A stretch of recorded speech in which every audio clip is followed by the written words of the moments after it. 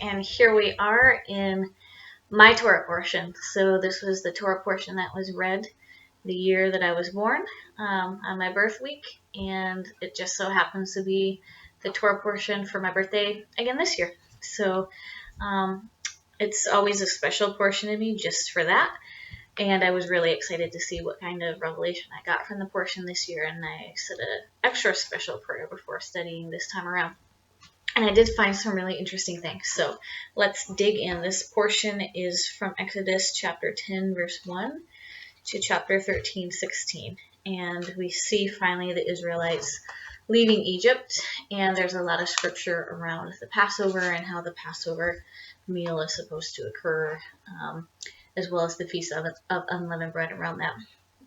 And so I'm just going to read verses 1 through 3 of chapter 10 here in the very first part of the portion. It says, Then Yahweh said to Moshe, Go to Pharaoh, for I have hardened his heart and the hearts of his courtiers, in order that I may display these my signs among them, and that you may recount in the hearing of your sons and of your sons' sons how I made a mockery of the Egyptians, and how I displayed my signs among them, in order that you may know that I am Yahweh. So Moses and Aaron went to Pharaoh and said to him, Thus says Yahweh, the Elohim of the Hebrews, How long will you refuse to humble yourself before me? Let my people go that they may worship me. And so right from the get-go, we see this theme of mockery, of Yahweh showing himself as greater than the gods of Egypt, Pharaoh himself being included in that because Pharaoh was like a god for the Egyptians. But I was curious to see what the Hebrew word there for mockery. And when I was looking it up in the Strongs, I actually found that the King James Version doesn't use the word mockery there. What they actually use there is wrought. Like, it has a completely different meaning. It's like the signs that I wrought against them rather than making a mockery. And the word there in Hebrew is alal. And what it means is to affect thoroughly, or to overdo, to glean, to deal severely, or to make a fool of someone. And so it does have this connotation of mockery, but it also has this connotation of finality. And we see that with the plagues. Not only are there 10 of them, but the final plague is just, there's nothing more final than death, right? And so he completely and thoroughly brings forth, the salvation of his people from Egypt, him being recognized as the God of the gods and the only one true God. It's going to be complete. And so I think it's a great opening to this Torah portion, because we see this type of theme throughout the entire story of the Israelites leaving Egypt, along with the theme of setting the Israelites apart, which we'll get to more in a little bit. So in verse 7, I'm just going to read this. We start to see a change of heart with Pharaoh's courtiers. So Pharaoh's heart continues to be hardened, but the courtiers are seeing what's going on. They're starting to change their mind, and they're actually pleading with him here. And they say, How long shall this one be a snare to us? Let the men go and worship Yahweh their Elohim. Are you not yet aware that Egypt is lost? And so I hope I'm not going too far to say that they're speaking a prophetic word here. They're already telling him, look, Egypt, it's lost. And the word, the Hebrew word there for lost is abad, which means perish, vanish, be destroyed. And at this point, Egypt hadn't quite been yet. It may seem like it because of all the plagues that were coming. But there was more to come that would lead to utter and complete destruction. And really, since the time of the Exodus, Egypt, which was a glorious world power, has never reached its former height and its former glory. So you could say that the destruction and the loss was complete. And this is what the courtiers are saying here. So it's kind of a foreshadowing of the utter destruction that's really going to happen to the nation. And it's interesting, too, this word snare. In Hebrew, it's mokashe, and it could be likened to a noose for catching animals. So it just, again, goes with that whole concept of humbling the Egyptians before Moshe and Aaron and ultimately Yahweh. They're being noosed like animals. They're nothing more than that. It's like they're even worse than human in the sense of how they're being treated. And so it really is a full-on, complete, they won't humble themselves, they're going to be humbled. And it reminds me of the verse in the New Covenant that's talking about the end of days and how every knee shall bow, whether they do it by choice or whether they do it because they have no choice at that point. And this is exactly what that makes me think of. Now in verse 10, this is one that I grappled with a little bit because I had the feeling reading it that there was some English connotation or verbiage or phraseology that was being used here. So in verse 10 it says, "But he said to them, Yahweh be with you, the same as I mean to let your children go with you. Clearly you are bent on mischief. No, you men folk go and worship Yahweh, since that is what you want." So it sounds like he's mocking. He's like, yeah, right, like I'm going to let, God be with you, the same as I'm going to let your children go. The way it's written, it makes it sound like Pharaoh is saying, well, I'm certainly not going to let your children go with you, so I certainly don't want God to be with you.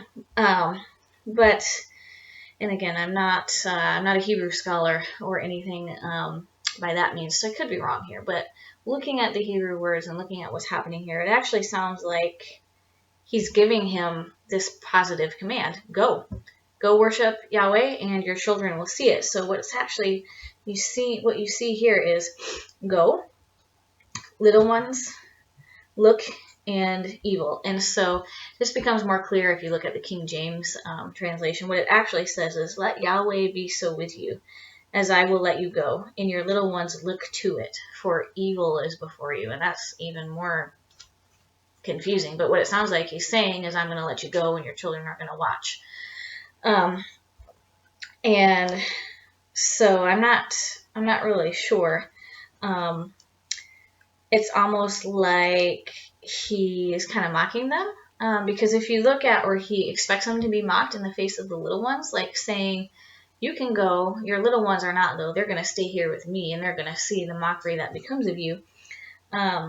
And in fact, the Hebrew word for look, the meaning there is see, inspect, and consider. So what he's saying is that the children are not going to just see it. They're going to look at it. They're going to inspect it. They're going to consider it. And actually, little ones, the Hebrew word there has a connotation of referring to the tripping gait of children. So I wonder if there's some parallelisms there, like he expects the Israelites to trip up on this trip, and the children are going to see it.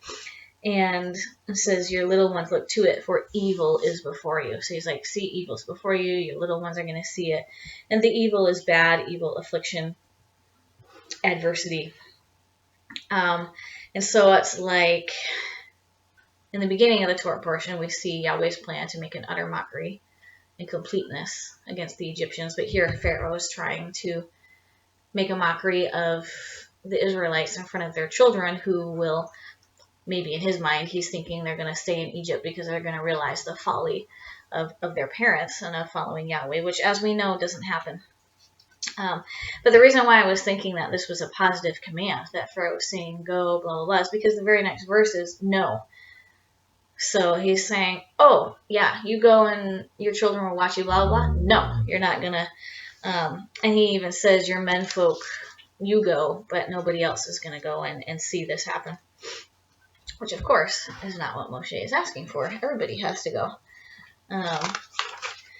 So verse 16, interesting. This is happening after the next plague. So this is the plague of locusts that Moshe, he sends a message about, like he's done with many of the plagues. Here's what's going to happen, then it happens. And Pharaoh, he feels sorry about it, as he has before. He summons Moshe and Aaron, and he says, I stand guilty before Yahweh, your Elohim, and before you. Forgive my offense just this once, and plead with Yahweh, your Elohim, that he but remove this death from me. So that's really interesting. I think, again, some foreshadowing happening here. But the Hebrew word for sin here is katav, which we discussed a little bit last week, and it does mean sin, or to miss the way, miss the mark, incur guilt. And he's asking for them to plead with God, with Yahweh, to remove this death from me, or to take. So the word here is take away in the Hebrew, like in the King James translation. In the Hebrew for it means to turn aside, depart, turn back, call back. This makes me think of repent. essentially he's asking Yahweh to remove the consequence of his sin against Yahweh by not letting his people go. And the Hebrew word for death here, it does mean dying. Death figuratively means pestilence, which is what we're seeing. But what's happening with these plagues is they're not just happening to Pharaoh, they're happening to the entire nation of Egypt. And what I get a little bit of a sense here is that Pharaoh is begging for his nation, the entire nation of Egypt, just as Moshe is begging for his. So you see this juxtaposition of Moshe begging for the nation of Israel, for Yahweh's nation, versus Pharaoh begging for his nation of Egypt. And we know that ultimately Israel wins out, and Egypt does fall into utter destruction, as Pharaoh's courtiers were indicating with their prophetic verbiage that we discussed. So the locusts are removed, and Pharaoh's heart is hardened again by Yahweh, as we discussed a lot last week. And so once again, we see that another plague comes without warning from Moshe. This happened also, we discussed it last week. Most of the plagues were preceded by Moshe telling Pharaoh what was going to happen, and then it happened. This time it doesn't, and this is the plague of darkness. And the verbiage in the King James Version is thick darkness, but it's, if you look at the Hebrew words, it's two words that kind of mean both the same thing. It's really similar. Thick darkness, the word that's translated as thick means darkness, gloominess, wickedness. And the word that's translated as darkness means darkness, obscurity, misery, destruction, death, and sorrow. And this makes me think of the two witnesses. As we know in Torah, a matter is cemented if there's two or more witnesses. And so this is like saying it was dark. You couldn't get any darker than that. But in the houses of the Israelites, as we know, they had light. They didn't suffer from this darkness. And I think this darkness is more significant than just the absence of light. It's a physical, mental, emotional, spiritual, complete darkness. It's darkness. It's complete darkness. And in verse 28, what we see, and so now Pharaoh has, he's upset about the plague, of course, as he always is. And in verse 28, it's like Moshe and Pharaoh have come to a head. They've had this discussion. Moshe is once again saying we all have to go, our flocks included.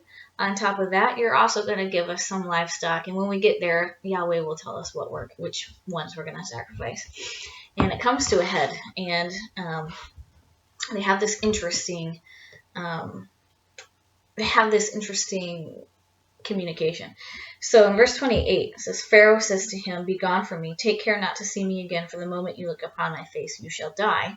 And Moshe replied, "You have spoken rightly. I shall not see your face again."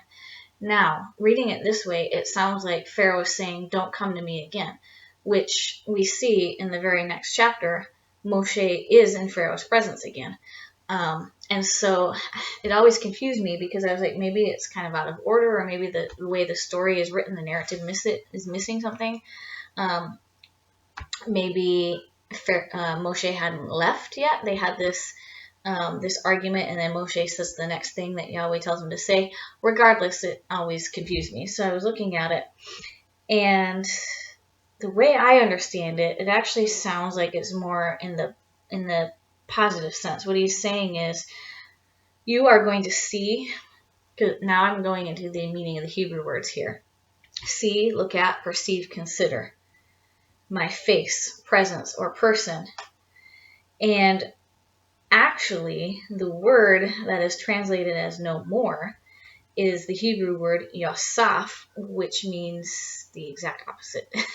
It means add, increase, do again, to join, to be added to. Now, maybe there's a pointer there, a grammatical verbiage that indicates the negative, and so that's why he says no more. But to me, I have this idea and this thought, especially because of the way that the portion starts, is I have a feeling that this is Pharaoh's battle cry. And what he's telling Moshe is like, look, I've had enough of these plagues.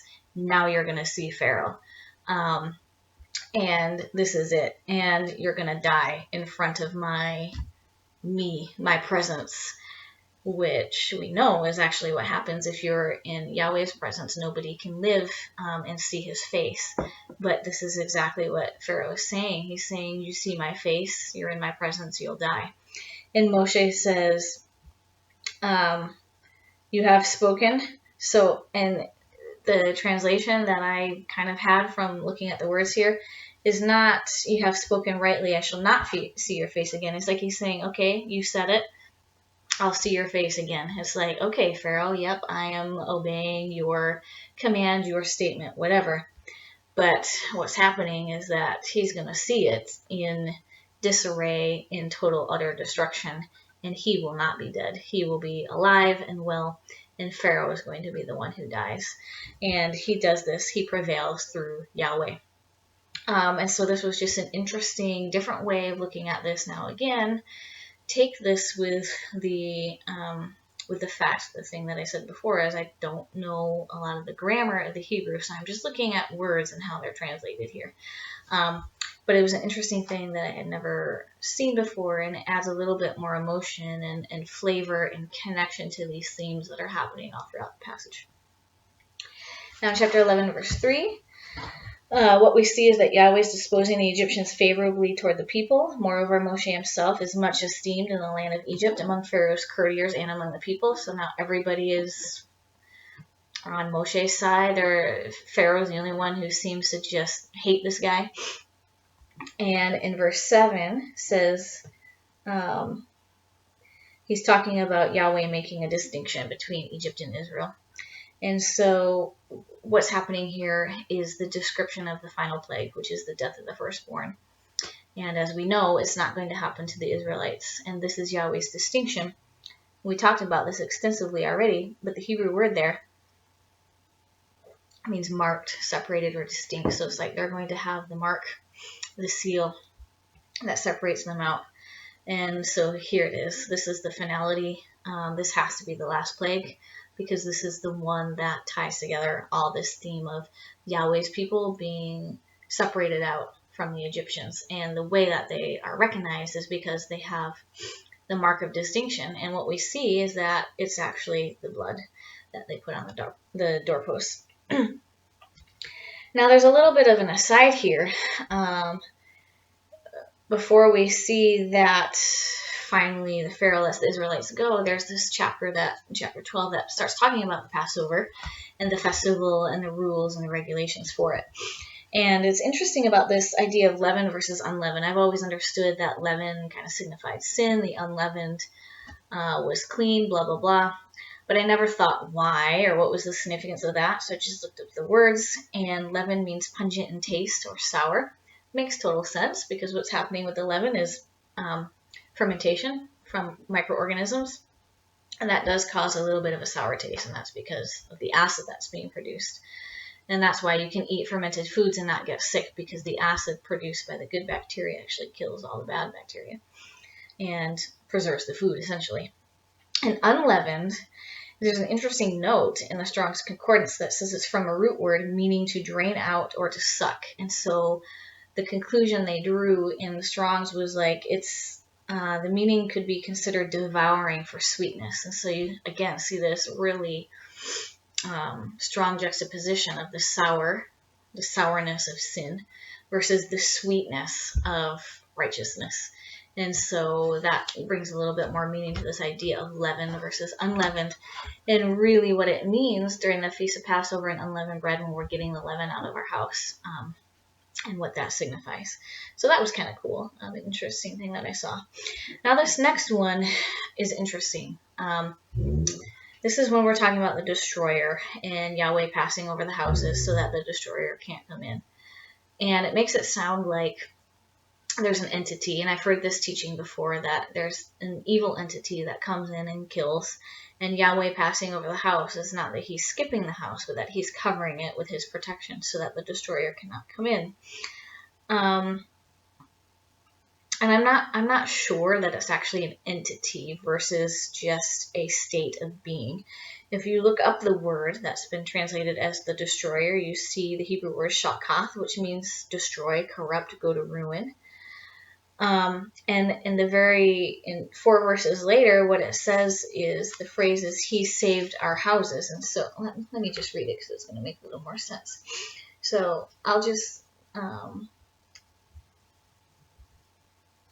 so verse 24, I'll just start here. You shall observe this as an institution for all time, for you and your descendants. And when you enter the land that Yahweh will give you, as he has promised, you shall observe this rite. And when your children ask you, what do you mean by this rite? You shall say, it is the Passover sacrifice to Yahweh, because he passed over the houses of the Israelites in Egypt when he smote the Egyptians, but saved our houses. So he's passing over the houses, he smites the Egyptians, he saves our houses. What's he saving them from? Well, the Hebrew word save there means snatch away, deliver, rescue. So my question is, from the ruin? From the utter ruin, the shakaf, which has been translated as the destroyer. And so death is utter ruin. So what he's saving them from is the utter ruin of death. This concept, this state of being. The blood of the Lamb saves us from exactly the same thing. It's his blood that gives us the redemption so that we don't suffer the consequence of our sin, which is death. Pharaoh even said it himself. He's sinned against Yahweh. So of course there had to be death. It's just what happens from sin. But you don't see the Israelites suffering from this because they have the blood that's covering them. That causes Yahweh to pass over them, whether that means to cover them and protect them or to skip the house and not allow the ruin to come in. And so I don't know. I like this thought of it being a concept versus the destroyer. It just makes more sense to me. And I see the connection between the concept of the blood saving us from utter ruin and destruction in Egypt first, and then later on the cross with Yeshua's death. So just something to think about. I don't know. Share your thoughts on this. Let me know what you think. Now in verse 32, another interesting thing. Pharaoh kicks him out. This is where he's had enough and he's like, okay, go, get out of here. Go worship Yahweh as you said, take your flocks, take your kids, whatever, just get away from me. And then he asks this thing at the end, oh, and also bring a blessing upon me. Like, that seems really weird. Why does he think they're going to bless him or ask Yahweh to bless him when they've been fighting with him all this time and they just caused the death of his firstborn? Could be read another way. Looking at the meaning of the word, there's this connotation of kneeling. And so I'm wondering if Pharaoh's not asking them to bless him in the sense of ask Yahweh to bless me as he has before, but he's asking them to bless him, to bow in homage. And it's almost like he's making one last attempt to, I don't know, get them to see that he's great or to say that he's great or that. I think he's just holding on. He's hoping for something. Yahweh has destroyed literally everything except his own life. And it's like he's just holding on for one last hope and one last, I don't know, hoping that Moses and Aaron are going to say, well, yeah, you are great, Pharaoh, but blah, blah, blah. And of course it doesn't happen. I almost wondered if it's like, you can bless me now because I'm letting you go. And it's like, you know what, Pharaoh, we're not going because you're letting us go. We're going because of Yahweh. He's the one who gave us the power to go. And it's through his signs and his wonders and his plagues that he's exalted himself here in this country, in Egypt, in front of you, in front of your courtiers. He's shown that your gods have no power. So we're, and it doesn't say that Moses says anything or does anything. I'm sure he doesn't bless Pharaoh. It's just like, yeah, okay, Pharaoh, whatever. Try, but it's over. It's over. In 13, verse 9, now we see some more verbiage in between here about the Passover and the month of Abib and the festival and how it should be remembered and why. It talks about the redemption of the firstborn.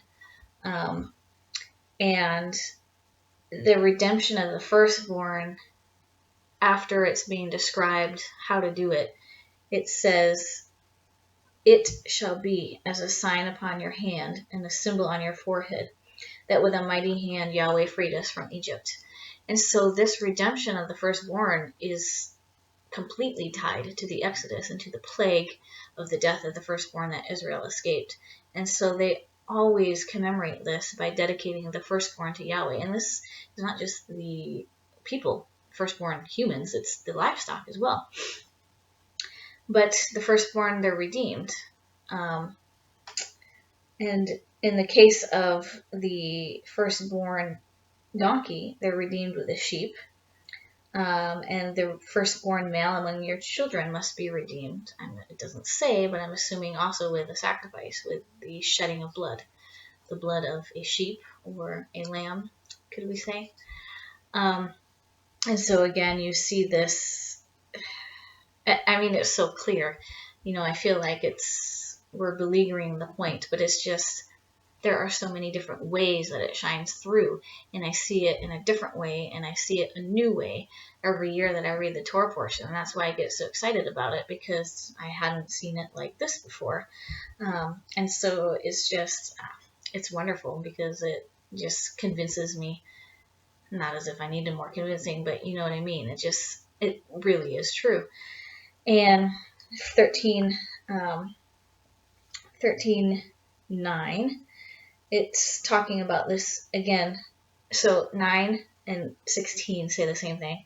She'll serve you as a sign on your hand and as a reminder on your forehead, or a symbol on your forehead, that Yahweh freed you from Egypt. And so sign is the distinguishing mark, the meaning for that word in Hebrew, and the symbol or the memorial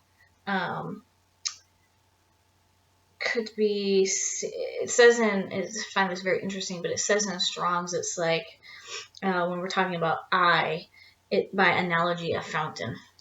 And so it's like the fountain, the source of life, the source of everything. And so just think about that. And we see this in the Shema too, talking about frontlets between your eyes and the law of Yahweh. And this is all tied to the great redemption from Egypt. I mean, this is such a central story to everything, to his plan for us. And we see Messiah here, and we see what Messiah did for us here. It all happened already in the Exodus, and that was just a foreshadowing of what would happen later with the eternal redemption, with the redemption of the blood of Yeshua rather than the lamb that the Israelites slaughtered in Egypt that night. And so I just get the feeling that there's still so much more there.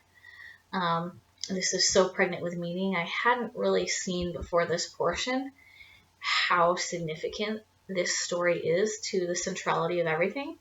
And I'm beginning to think that it really is much more significant than I ever thought. And so I think from now on, when I'm reading scripture, I'm going to always do so with this idea of the Exodus and the redemption from Egypt and our future redemption in the back of my mind, because it really is everything. So those are my thoughts for this week. An interesting Torah portion. I've always wondered what personally this Torah portion means to me, since this was my portion. And I can only hope and take comfort in the fact that it means that I have my redemption, and that I'm going forth from Egypt, sent out because of the strong hand of my Father and my Messiah, and through the wonders that he's working. And he certainly has. So I hope you enjoyed this portion as much as I did. There were some things here that were interesting and new and maybe a little bit controversial. So just let me know what you think, if I've missed the mark, if I was off on something, if I'm on it, or if you've heard something completely different. I'd love to hear it. Shabbat Shalom.